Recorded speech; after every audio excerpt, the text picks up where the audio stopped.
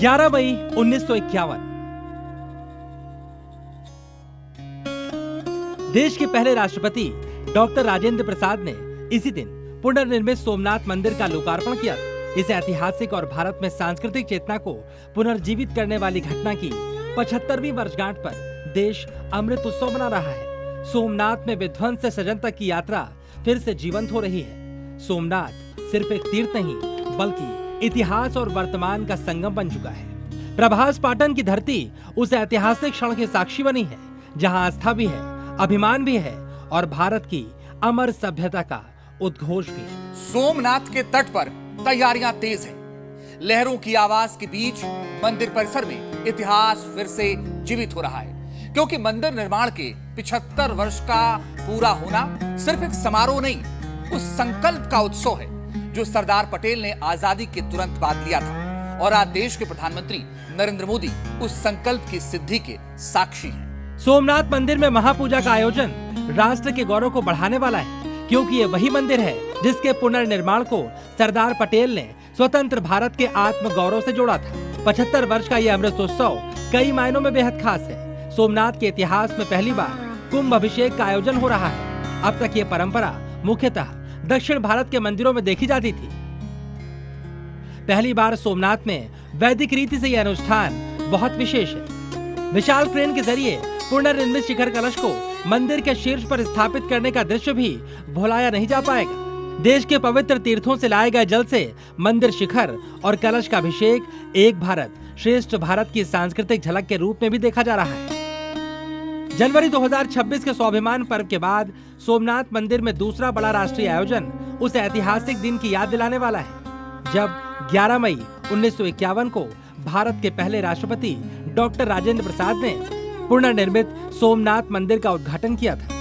इसको जब डिस्ट्रॉय कर दिया गया तो इसको दोबारा से एक पुनर्चेतना के रूप में, एक पुनर्जागरण के रूप में स्थापित किया गया। के.एम. मुंशी, सरदार पटेल और डॉक्टर राजेंद्र प्रसाद, इन सब ने मिलकर इसमें अपना योगदान दिया। राष्ट्रवाद का प्रतीक बन चुके सोमनाथ मंदिर के पुनर्निर्माण की नींव देश के पहले गृह मंत्री सरदार पटेल ने रखी थी। वर्ष 1947 देश आजाद हो गया था, लेकिन सोमनाथ अब भी खंडहर था। तब जूनागढ़ पहुंचे सरदार पटेल ने समुद्र का जल हाथ में लेकर प्रण लिया। जिस तरह पूरे भारत का एकीकरण हो रहा है, वैसे ही सोमनाथ मंदिर की प्रतिष्ठा भी वापस लौटाई जाएगी, क्योंकि स्वतंत्र भारत भी अगर अपने आस्था के प्रतीक को खंडहर रहने देता है तो यह मानसिक पराजय होगी। अरब सागर की लहरें आज जिस तरह सोमनाथ के तट से टकरा रही हैं, 1947 में भी ठीक ऐसे ही टकराती थी। फर्क सिर्फ इतना था, आज यहाँ भव्य मंदिर खड़ा है, उस वक्त सिर्फ खंडहर था। वो दिवाली का दिन था। जूनागढ़ को भारत में मिलाने का अभियान चलाने में सफलता के बाद सरदार पटेल प्रभास पाटन पहुंचे थे। कहा जाता है जब सरदार पटेल ने यहाँ टूटी दीवारें, बिखरे पत्थर और उपेक्षित सोमनाथ को देखा तो वो बहुत भावुक हो गए। उनके लिए यह सिर्फ एक धार्मिक स्थल नहीं था, बल्कि विदेशी आक्रमणों का प्रतीक, भारतीय अस्मिता पर लगे घाव और दास्ता की स्मृति का जीवंत प्रतीक था। 13 नवंबर 1947 को सरदार पटेल ने अरब सागर के तट पर जल हाथ में लेकर संकल्प लिया, सोमनाथ का पुनर्निर्माण अवश्य होगा। ये हमारी मूल सभ्यताई पहचान, हमारी संस्कृति की पुनर्स्थापना और वास्तव में हम आजादी के बाद सही दिशा में हमारा प्रयाण कर सकें, उस भाव को अभिव्यक्त करने का प्रतीक था। जिस समय पटेल ने यह फैसला लिया, उस समय उनके साथ के.एम. मुंशी, जाम साहेब दिग्विजय सिंह जी और कई स्थानीय नेता मौजूद थे। यही क्षण आधुनिक सोमनाथ पुनर्निर्माण आंदोलन की शुरुआत माना जाता है। 1947 का भारत विभाजन, सांप्रदायिक हिंसा और विस्थापन से टूट चुका था। ऐसे समय में पटेल चाहते थे कि देश को ऐसा प्रतीक मिले जो एकता, आत्मविश्वास और सांस्कृतिक गौरव का संदेश दे सके। सोमनाथ उनके लिए वही प्रतीक था। सोमनाथ बार बार महमूद गजनवी, अलाउद्दीन खिलजी और औरंगजेब जैसे आक्रमणकारियों द्वारा तोड़ा गया था। पटेल मानते थे स्वतंत्र भारत में भी इसे खंडहर रहने देना मानसिक पराजय हो। पटेल ने स्पष्ट तौर पर कहा, मंदिर का पुनर्निर्माण सरकारी धन से नहीं बल्कि जनता के सहयोग से होगा। इसलिए सोमनाथ ट्रस्ट बनाया गया, देश भर से दान आया और पुनर्निर्माण शुरू हुआ। के.एम. मुंशी इस पूरे अभियान के प्रमुख वैचारिक और संगठनात्मक चेहरे बने। मुंशी जी ने बहुत योगदान दिया, धन से दिया, उनके जो एक नैरेटिव फॉर्म करने के लिए एक बहस छेड़ी उन्होंने, उसमें दिया, राजनीतिक रूप से दिया और सामाजिक रूप से इसमें योगदान दिया। हालांकि भारत के जिस गौरव को फिर से खड़ा करने का सपना साकार करने की नींव सरदार पटेल ने रखी थी, वो उसको पूरा होते नहीं देख पाए।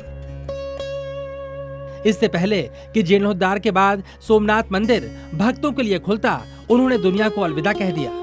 11 मई 1951 के दिन सोमनाथ मंदिर का लोकार्पण हुआ, लेकिन इससे लगभग 5 महीने पहले 15 दिसंबर 1950 को पटेल का निधन हो गया।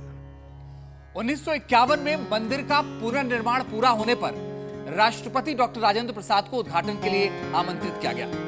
तत्कालीन प्रधानमंत्री पंडित नेहरू नहीं चाहते थे देश के राष्ट्रपति इस धार्मिक आयोजन में शामिल हों। नेहरू को लगता था भारत जो एक धर्मनिरपेक्ष देश है, उसके राष्ट्रपति किसी धार्मिक समारोह में आधिकारिक रूप से जुड़ेंगे तो अंतर्राष्ट्रीय स्तर पर भारत की छवि प्रभावित हो सकती है। 2 मार्च 1951 को तत्कालीन प्रधानमंत्री जवाहरलाल नेहरू ने उस वक्त राष्ट्रपति डॉक्टर राजेंद्र प्रसाद को पत्र लिखकर साफ साफ बता दिया, उनको राष्ट्रपति का सोमनाथ मंदिर के भव्य उद्घाटन से जुड़ने का विचार पसंद नहीं है। आज आपको भी जानना चाहिए, राजेंद्र प्रसाद ने तत्कालीन प्रधानमंत्री के पत्र का क्या जवाब दिया था। डॉक्टर राजेंद्र प्रसाद ने 10 मार्च 1951 को इसके जवाब में एक पत्र लिखा, जिसमें उन्होंने कहा, मंदिर का निर्माण सरकारी धन से नहीं जन सहयोग से हुआ है। वो अन्य धर्म स्थलों पर भी जाते रहे हैं।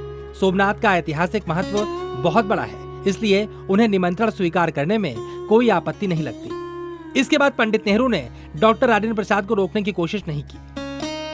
पंडित राजेंद्र प्रसाद जी के साथ ऑल इंडिया रेडियो को उन्होंने पत्र लिखा इसके संदर्भ में कि वो मानते हैं कि अगर किसी मंदिर के पुनर्निर्माण से हम सरकार जुड़ेगी तो ये जो देश के पंथ निरपेक्ष या धर्म निरपेक्ष पहचान है उसके प्रति आघात होगा। वो न तो सरदार पटेल के इस फैसले से खुश थे, न के.एम. मुंशी के इस निर्णय से खुश थे। तत्कालीन प्रधानमंत्री पंडित नेहरू के विरोध के बावजूद डॉक्टर राजेंद्र प्रसाद ने समारोह में हिस्सा लेकर इसे ऐतिहासिक बना दिया। 11 मई 1951 को अपने भाषण में डॉक्टर राजेंद्र प्रसाद ने कहा था, मंदिर के पुनर्निर्माण से सरदार पटेल का सपना साकार हुआ है। सोमनाथ मंदिर दुनिया को यह संदेश देता है कि अद्वितीय श्रद्धा और विश्वास को कभी नष्ट नहीं किया जा सकता। ये मंदिर सदैव लोगों के हृदय में बसा रहेगा। सरदार पटेल ने जो सपना देखा था, डॉक्टर राजेंद्र प्रसाद ने जो कहा था, 75 साल बाद वो बिल्कुल सच साबित होता दिखाई दे रहा है। सोमनाथ मंदिर के पुनर्निर्माण के अमृत उत्सव की भव्यता इसका प्रतीक है, लेकिन भारत के राष्ट्रवाद के प्रतीक सोमनाथ मंदिर से कई रहस्य भी जुड़े हैं। जिस सोमनाथ के पुनर्निर्माण का सपना पटेल ने देखा, आज प्रधानमंत्री नरेंद्र मोदी जिसके निर्माण के 75 वर्ष पूर्ण होने के अमृत उत्सव के साक्षी हैं, जहां वर्तमान में सनातन का परचम लहरा रहा है, उसे ठीक 1000 वर्ष पहले लूटा गया, तोड़ा गया और इसे बचाने आए सैकड़ों लोगों का कत्लेआम किया गया। ये ठीक 1000 साल पहले की बात है, जब सोमनाथ पर गजनवी ने आक्रमण किया था। 80,000 की सेना के साथ महमूद गजनवी ने सोमनाथ मंदिर पर हमला किया। तब इसके परिसर में सैकड़ों लोग शिव आराधना में जुटे हुए थे। सबसे पहले गजनवी की बर्बर सेना ने इन सभी की हत्या की और मंदिर के अद्भुत ढांचे को पूरी तरह से तबाह कर दिया। कहते हैं जब गजनवी मंदिर के गर्भगृह तक पहुंचा तो वहां का दृश्य देखकर उसकी आंखें ठहर गईं। उसे एक शिवलिंग नजर आया जो धरती से ऊपर हवा में स्थित था। क्या ये केवल किंवदंती है या फिर प्राचीन भारत के उस ज्ञान का प्रमाण जिसे दुनिया आज भी पूरी तरह समझ नहीं पाई? कई फारसी विद्वानों ने भी सोमनाथ मंदिर की स्थापत्य कला और चमत्कारों का वर्णन किया है। गजनवी ने भी इसे अपनी आंखों से देखा। शिवलिंग जमीन पर स्थापित नहीं था, बल्कि गर्भगृह में सतह से 2 फीट ऊंचा लटका था, यानी हवा में स्थिर था। पुनर्निर्माण आधुनिक काल में हुआ, आधुनिक तरीके से हुआ, लेकिन उसमें उसकी जो मूल ढांचा था, मूल तत्व था, उसको नजरअंदाज नहीं किया गया। उसको एक और मॉडर्न तरीके से मॉडिफाई करके उसका निर्माण किया गया। इस रहस्य के पीछे एक विज्ञान काम कर रहा था। कहा जाता है सोमनाथ मंदिर की छत और दीवारों में विशेष चुंबकीय पत्थर लगाए गए थे, जिनके संतुलन से शिवलिंग बीच में स्थिर रहता था। यही दृश्य देखकर गजनवी आश्चर्यचकित हो गया। सोमनाथ को अलग अलग हिंदू राजाओं ने अपने शासन का प्रतीक मंदिर बनाया था, क्योंकि इस मंदिर के दर्शन मात्र से मानव शरीर की 3 तरह की व्याधियां अपने आप ठीक हो जाया करती थी। सोमनाथ मंदिर की यही चमत्कारी शक्तियां और शोहरत पूरे मध्य युग में आक्रांताओं को खटकती रही। मोहम्मद गजनवी के बाद अलाउद्दीन खिलजी और अहमद शाह अब्दाली समेत कई आक्रांताओं ने इसे बार बार तोड़ा। 1702 ईस्वी में औरंगजेब ने सोमनाथ को मिटाने का फरमान सुना दिया। अपने शासन के आखिरी वर्षों में औरंगजेब ने सेना को आदेश देकर पूरे मंदिर को खंडहर में बदल दिया। सोमनाथ मंदिर के पूरे कालचक्र में यह सबसे घातक दौर था। औरंगजेब के उस हमले के बाद यह मंदिर 250 साल तक खंडहर बना रहा, लेकिन इस दौरान भी इसके रहस्य बरकरार रहे। एक ऐसा ही रहस्य मंदिर में आज भी एक स्तंभ के रूप में मौजूद है। सोमनाथ सिर्फ पत्थरों से बना मंदिर नहीं, ये भारत की सभ्यतागत स्मृति है। और इस मंदिर के प्रांगण में खड़े एक स्तंभ पर लिखा है, यहां से दक्षिणी ध्रुव तक कोई भूमि नहीं। आखिर हजारों साल पहले भारत को समुद्र के उस अनंत विस्तार का रहस्य कैसे पता था? क्या ये सिर्फ अनुमान था या फिर उस भारत का विज्ञान जिसे इतिहास ने दबाने की कोशिश की? सोमनाथ मंदिर में इस जानकारी को देने वाली संरचना को बाण स्तंभ कहते हैं। इसके ऊपर एक तीर का निशान बना है जो दक्षिण दिशा की ओर इशारा करता है। इस पर संस्कृत में शिलालेख लिखा है, आसमुद्रांत दक्षिण ध्रुव पर्यंत अबाधित ज्योतिर्मार्ग। इसका अर्थ है इस जगह से समुद्र के अंत तक दक्षिण ध्रुव तक कोई बाधा नहीं, एक सीधी निर्बाध ज्योति यानी प्रकाश की रेखा है। यानी सोमनाथ मंदिर से सीधे दक्षिण की ओर जाते हुए दक्षिण ध्रुव अंटार्कटिका तक कोई जमीन मौजूद नहीं है, सिर्फ समुद्र ही समुद्र है। ये बात पूरी तरह सही भी है। आज के आधुनिक मैप और सैटेलाइट से देखें तो सोमनाथ से सीधी रेखा खींचने पर लगभग 10 से 11,000 किलोमीटर तक सिर्फ हिंद महासागर ही मिलेगा। सबसे पहले जमीन अंटार्कटिका यानी साउथ पोल के पास मिलेगी। इसके बीच में न अफ्रीका है, न ऑस्ट्रेलिया, न कोई दूसरा द्वीप। यानी भूगोल की दृष्टि से ये बिल्कुल सटीक है। ये स्तंभ 7वीं शताब्दी का माना जाता है। सवाल यही है, प्राचीन काल में भारतीयों को ये कैसे मालूम था? कोई सैटेलाइट नहीं, कोई एयरप्लेन नहीं, कोई आधुनिक नेविगेशन टूल नहीं। अंटार्कटिका की खोज तो 19वीं शताब्दी में हुई। यानी इसके पीछे प्राचीन भारतीय नाविकों और खगोलविदों का ज्ञान काम कर रहा था। ये बात आसमुद्रांत दक्षिणी ध्रुव पर्यंत अबाधित ज्योतिर्मार्ग कि यहाँ से वहाँ तक अबाधित ज्योतिर्मार्ग है दक्षिणी ध्रुव तक, ये हमारे प्राचीन भारतीयों को पता था, ये हमारी मनीषा को पता था। भारत की ज्ञान परंपरा, शायद हम भारत का विज्ञान और तकनीक जितना आज भी अभी हम सोच पा रहे हैं, जितना रिसर्च कर पा रहे हैं, उससे कहीं बहुत ऊपर है। इन तमाम रहस्यों के अलावा सोमनाथ मंदिर से जुड़ी ऐसी कई कथाएं हैं जो बताती हैं ये स्थान कितना पवित्र है।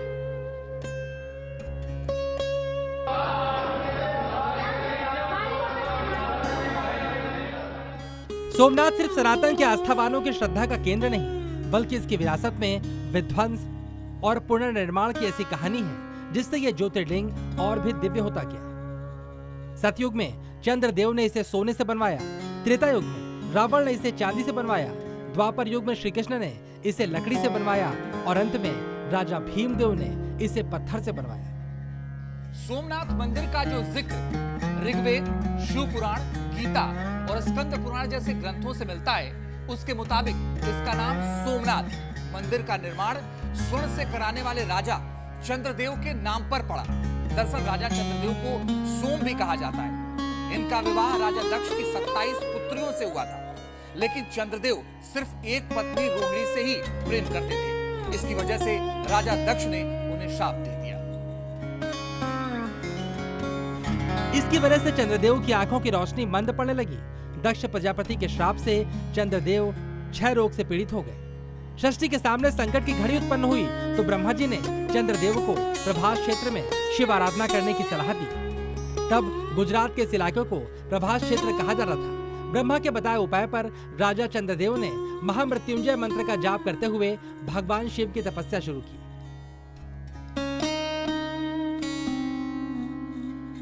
बरसों की तपस्या के बाद भगवान शिव जब चंद्रदेव के सामने प्रकट हुए तब उन्होंने अपनी श्राप कथा बताई। इसके बाद भगवान शिव ने उन्हें श्राप मुक्त किया। तब चंद्रदेव ने उनसे एक प्रार्थना की, हे आदिदेव, आपने मुझे श्राप मुक्त कर मेरी प्राण रक्षा की। अब मेरी प्रार्थना है कि आप यहाँ देवी पार्वती के साथ मेरे बाद भी निवास करें। चंद्रमा जो है वो ब्रह्मांड की आंख है। तो अगर चंद्रमा को क्षय हो गया तो शीतलता नहीं रहेगी। इसीलिए भगवान ब्रह्मा जी की आज्ञा से फिर चंद्रमा ने इस रत्नाकर के तट के ऊपर भगवान सोमनाथ की यानी भगवान महादेव की संपुट महामृत्युंजय का अनुष्ठान किया। भगवान शिव जब चंद्रदेव को श्राप मुक्त कर अंतर ध्यान हो गए तब चंद्रदेव ने अपने खजाने के पूरे सोने से भव्य मंदिर बनवाया और नाम दिया सोमनाथ। स्वयं ब्रह्मा जी ने यहाँ पर शिवलिंग की स्थापना की। माना जाता है अपने वरदान की वजह से आज भी शिव यहाँ पर निवास करते हैं। सोमनाथ मंदिर का शिखर आज भी सोने का बना है, लेकिन प्राचीन काल में यह इतना भव्य हुआ करता था कि इसकी सुर्खियां पूरी दुनिया में फैली थी। आज भी सोमनाथ की दिव्यता और भव्यता शिव भक्तों के लिए आस्था का सबसे बड़ा केंद्र है।